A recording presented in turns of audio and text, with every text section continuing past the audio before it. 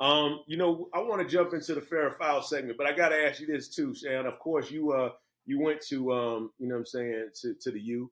What do you think about, you know what I'm saying, Miami, man, in this Pop Tart Bowl? What do you think about the name, the Pop Tart Bowl?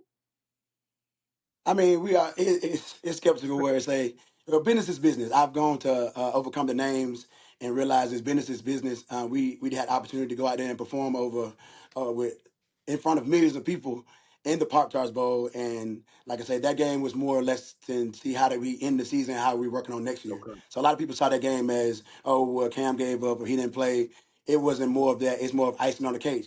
We got 10 wins this season, which we haven't done in the last what Yeah. 8+ years, Yeah.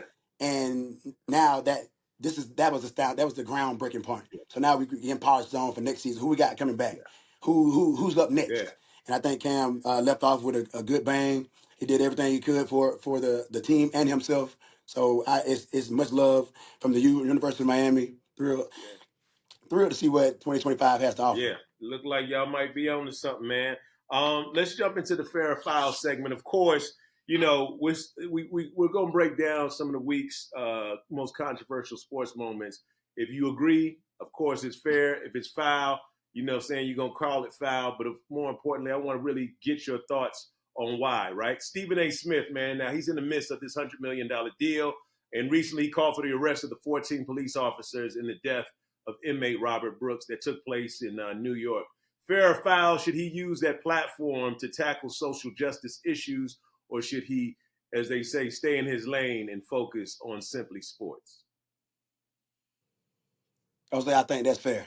Yeah.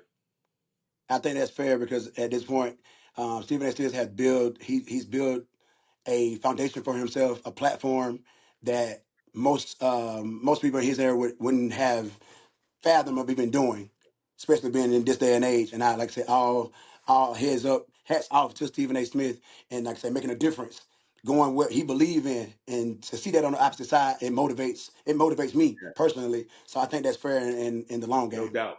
Anthony, Use your platform to make a no change. doubt, no doubt. Agreed, man.